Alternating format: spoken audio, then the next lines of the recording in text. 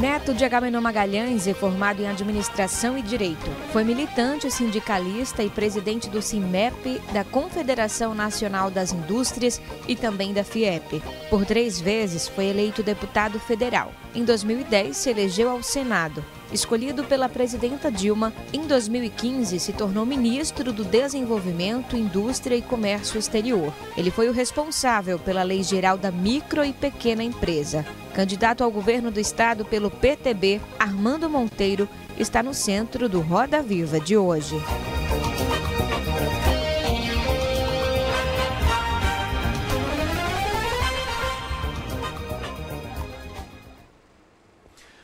Olá, muito boa noite para você. Vamos iniciar mais um Roda Viva para todo o estado de Pernambuco. Hoje nós vamos conversar, entrevistar, sabatinar o candidato Armando Monteiro Neto, candidato pelo PTB, encerrando assim o ciclo de candidatos ao governo do estado de Pernambuco.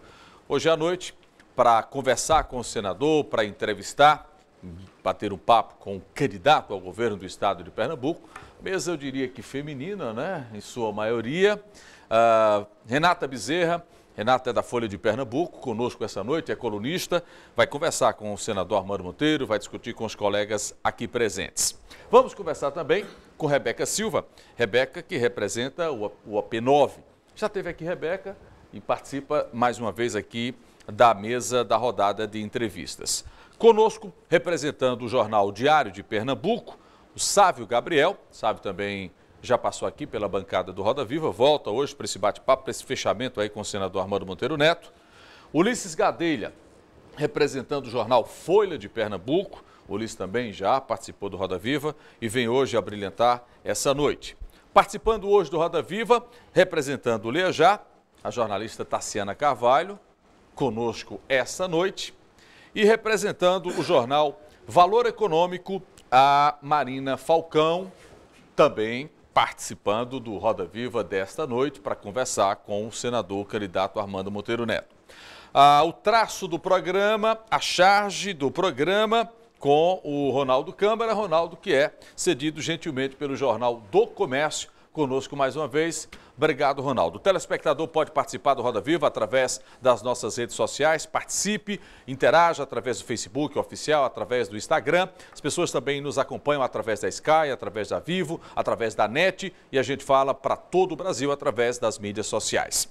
Candidato Armando Monteiro Neto, obrigado pela atenção. Boa noite, seja bem-vindo ao Roda Viva Pernambuco. Muito boa noite, Aldo. É um prazer poder estar aqui e contando com a presença de tantos e tão respeitáveis profissionais da área de comunicação no estado. Eu me coloco à inteira disposição, sou alguém que há muitos anos assiste o Roda Viva, que é um marco no telejornalismo e no debate dos temas de interesse do país, e eu quero me congratular por podermos ter aqui uma reprodução desse programa que tem um formato tão interessante, e especialmente num momento como esse, em que nós debatemos Pernambuco na perspectiva da eleição. Que bom. Eu vou fazer a pergunta que eu faço a todos os candidatos: por que o pernambucano tem que votar no senhor? Olha, eu acho que Pernambuco vive um ciclo que se esgota. 12 anos de domínio de um mesmo grupo político que cumpriu em algum momento um papel importante, eu já estive vinculado a esse grupo, mas que já apresenta sinais de fadiga. Isso se traduz em quê? Num déficit de liderança do atual governador, que não pôde dar respostas no momento difícil que atravessamos, de crise, não se revelou alguém preparado para enfrentar uma conjuntura adversa.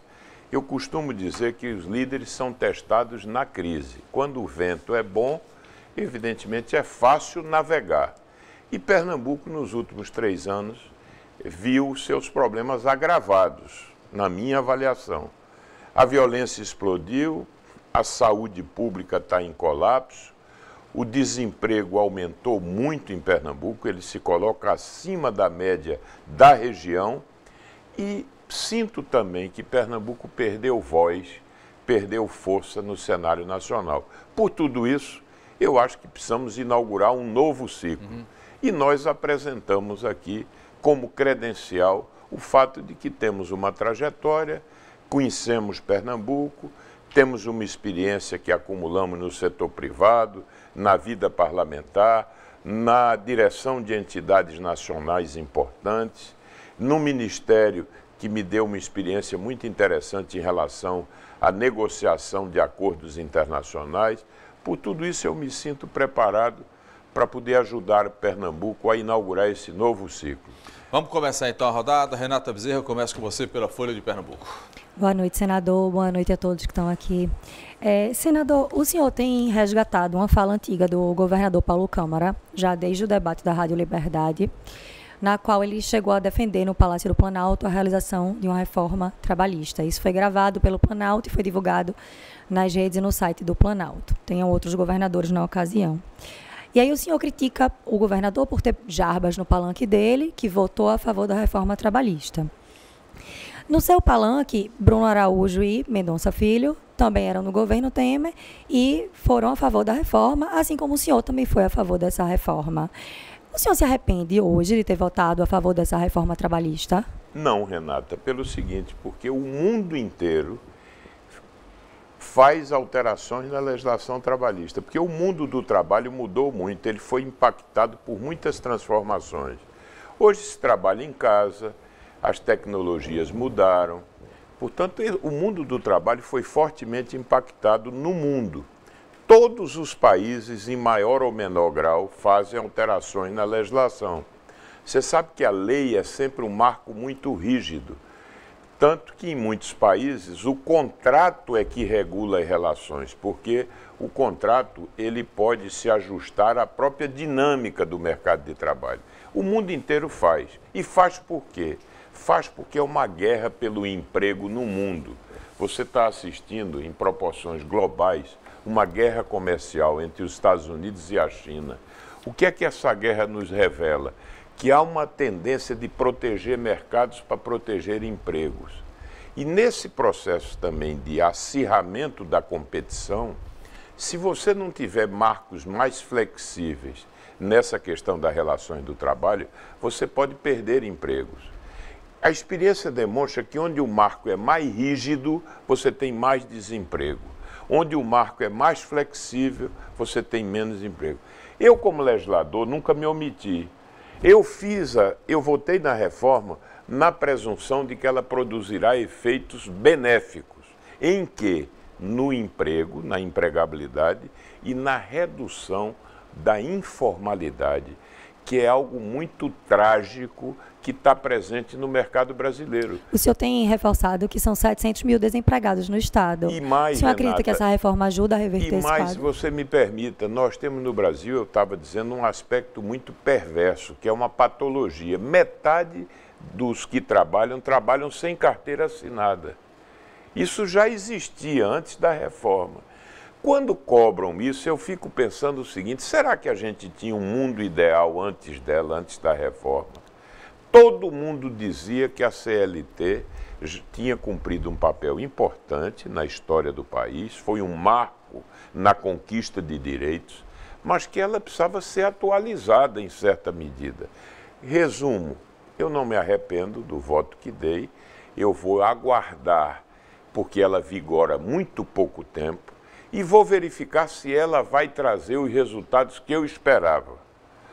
Como eu sempre faço, se amanhã ficar demonstrado que ela não produziu os resultados esperados, eu vou, com toda tranquilidade, dizer publicamente que errei ao votar a reforma trabalhista.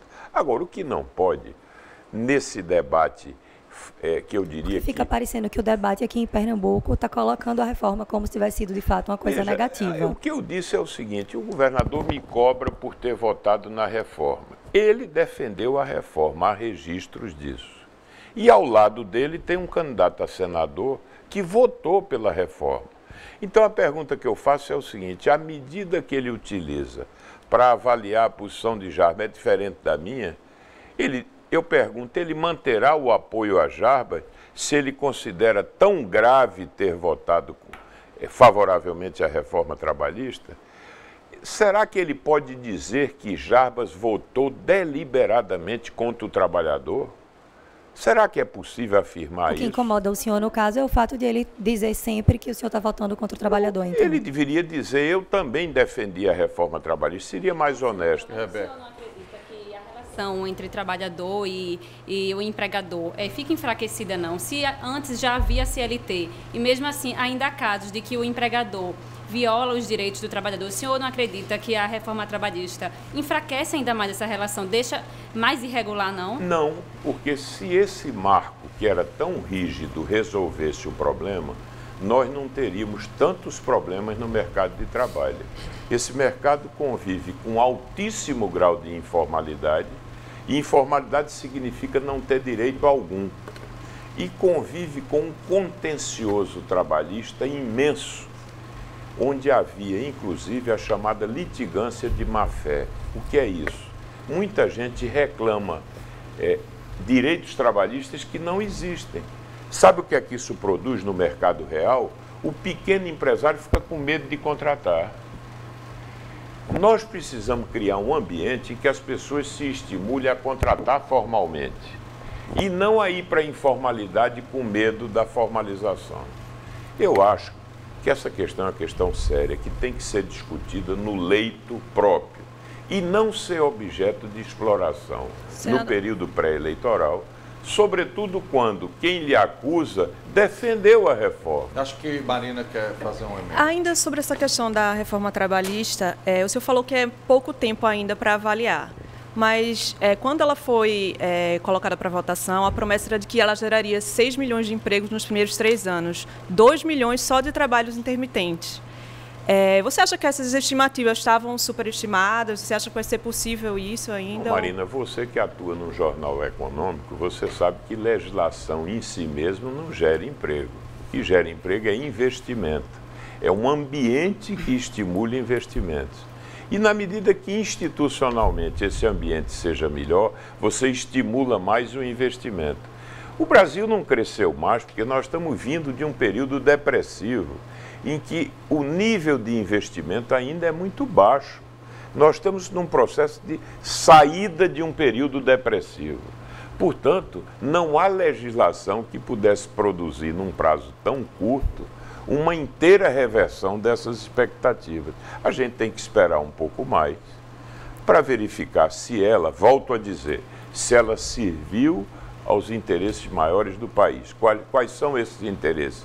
Estimular o emprego, reduzir a informalidade e criar um ambiente em que as pessoas se estimulem a contratar. Acho que o Ulisses senador, quer agora depois o senhor fala depois Tassiano. O senhor fala que passado esse tempo de maturação, de ver os resultados que ela produziu, o senhor vai formular uma posição, vai dizer se estava certo ou se estava errado. Se estava errado, vai admitir que errou. Mas o senhor acha que, baseado nas pesquisas que foram divulgadas na época, a população não era contrária? O senhor acha que o presidente Temer, ele não, assim, carecia de legitimidade para proceder a essa proposta? Ulisses, você acha que o legislador tem que votar sempre em função do termômetro da opinião pública? Mas aí é democracia, né? Não, o que é que não é democracia? O representante do povo, ele é eleito como representante para votar de acordo com a sua consciência. Se as votações ficarem subordinadas ao momento da opinião pública, não se faz reformas em lugar nenhum do mundo. O problema das reformas, Ulisses, é que você só tem ganhos adiante. Alguns perdem quando elas acontecem e os benefícios só são percebidos adiante. O que é que distingue o estadista? Sem que pareça que eu me considere um estadista. É que ele é capaz de votar e se posicionar de acordo com aquilo que lhe pareça ser o interesse maior do país. E não ficar prisioneiro, vamos dizer, da opinião pública que se apresente naquele momento. Às vezes, é importante ficar contra a corrente e não a favor da corrente. Mas esse era o argumento que o presidente Temer usava para poder propor as reformas, né? Ele dizia que ia usar da impopularidade dele para... Alguém disse isso, que ele precisava, pelo menos, eu achei muito engraçado, porque se dizia a impopularidade deve servir para alguma coisa.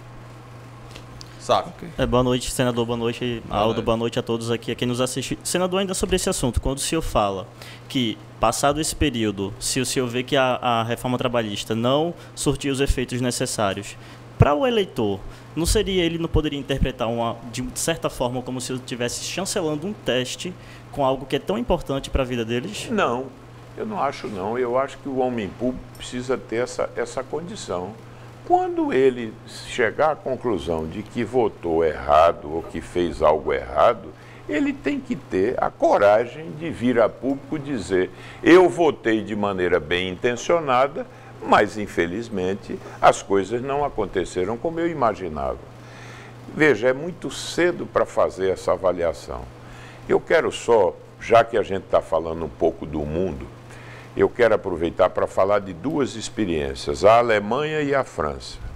A Alemanha, com um governo de esquerda na época, que era o Schröder, ele fez uma mudança, ele flexibilizou um pouco a legislação trabalhista. A França, na mesma época, tinha um governo conservador de Jacques Chirac e não fez. O fato é o seguinte, 20 anos depois, o trabalhador alemão tem uma renda 25% superior à do francês e muito mais produtividade. Então, eu acho que esses processos não podem ser julgados ao sabor do cálculo eleitoral. É preciso dar um tempo para verificar se isso vai ou não produzir resultados no interesse da sociedade. Quanto tempo? Vamos verificar, vamos avaliar. Não será em 8 meses ou 9 meses. Deixei para a Tassiana e depois eu vou para você. Tá. Tassiana, boa noite, Aldo. Boa noite a todos. Candidato, deixando um pouco de lado, né, quem é a favor das reformas, quem é contra as reformas, eu queria saber qual é a sua opinião hoje do governo Michel Temer, né, que tem uma rejeição histórica. Qual é a sua opinião como senador e como candidato? E, principalmente, queremos saber também quem é hoje seu candidato a presidente da República. Veja bem, primeiro ponto, eu fico à vontade para lhe responder porque eu lutei contra o impeachment. Eu fiquei até o último minuto ao lado da presidente Dilma e considerei que o impeachment foi um gravíssimo equívoco. Qual é o problema do Temer? O governo Temer tem um defeito de origem. Ele já nasceu com um déficit de legitimidade. Os governos só se legitimam de duas formas. Pela maneira como se elegeram, né, o tipo de, vamos dizer, de chancela popular, ou pelo desempenho. O Temer já chegou com um déficit de origem porque não tinha legitimidade. Foi alguém que chegou à presidência sem votos, fruto de um impeachment. E o desempenho do governo deixou a dever. Por várias circunstâncias, o governo dele não apresentou os resultados que a sociedade esperava. Portanto, se ele tinha um déficit de legitimidade na origem e se o desempenho do governo não correspondeu, ele tem uma situação de grande impopularidade. Agora, eu fico muito à vontade para falar nisso porque eu não concorri para que ele assumisse a presidência da República. Quem ajudou em Pernambuco Temer ser presidente foi Paulo Câmara. Toda a bancada do PSB votou a favor do impeachment. Foi decisiva para o impeachment. E me estranha e até me constrange ver o governador agora, por mero cálculo eleitoral, fazer um arrependimento público, dizer que se arrepende de ter votado contra o impeachment. Aliás, uma manifestação que parece muito pouco sincera. É uma mera indicação do marketing que diz, olha, você, para fazer agora esse alinhamento com o PT, você tem que começar dizendo que se arrepende de ter provocado o impeachment. Mas a sua segunda pergunta, para não fugir dela, eu ainda não anunciei a posição em relação ao candidato que vou assumir para a presidência. E lhe explico, eu tenho uma aliança ampla de 13 partidos. A essa aliança se vinculam 4 candidaturas presidenciais. O maior desafio que eu tenho é harmonizar esse conjunto. Por quê? Porque quando nós formamos essa coligação, desde o início eu disse, se o presidente Lula for candidato, eu voto nele. Mas também não fiz isso por cálculo eleitoral. Eu fiz porque o presidente Lula me apoiou em 2014. Esteve no meu palanque, defendeu o meu nome publicamente. Eu fui ministro de Dilma, eu lutei contra o impeachment. Portanto, se ele pudesse ser candidato à presidência da República, eu o apoiaria. E também porque ele fez muito por Pernambuco. Todos os projetos novos que chegaram a Pernambuco, os mais importantes, têm na sua origem uma ação de parceria do governo Lula à época com o governo Eduardo Campos. Ora, na hora em que ficou definitivamente colocada a impossibilidade da candidatura de Lula, eu tive que voltar a discutir essa questão com o meu conjunto. Eu não posso sair dizendo, olha, agora eu quero votar em Ciclano. Não, peraí. Agora o senhor só tem 12 dias. Peraí, né? eu tenho 12 dias. Qual é minha preocupação maior, Aldo? É harmonizar o conjunto, porque nós nos reunimos por Pernambuco. Essa frente foi constituída para poder oferecer a Pernambuco um novo caminho. Por que eu não tenho pressa maior, Aldo? Porque eu não sinto essa cobrança na população. Na rua. Essa cobrança está vindo mais da classe política e da gente, da imprensa. Agora sabe o que é que eu digo? Eu digo o seguinte, olha, qualquer que venha a ser o presidente da República, a gente tem que trabalhar com ele, Aldo. Tá. Porque Pernambuco, os problemas de Pernambuco são de tal gravidade hoje, eu só coloco para você o seguinte, esses projetos todos que estão parados em Pernambuco, como é que nós vamos retomar isso se não tiver um alinhamento com o governo federal? Tá. Um certo alinhamento. Olha, deixa eu pedir permissão para vocês, a gente já estourou o primeiro bloco, Renata queria falar na volta, a gente fala. Vamos a um rápido intervalo, daqui a pouco a gente volta para dar sequência à entrevista com sua aguinha essa daqui, pode tomar, água benta. Daqui a pouco a gente volta para o segundo bloco com o candidato ao governo do estado de Pernambuco, Armando Monteiro Neto. Acompanhe o Roda Viva, Pernambuco.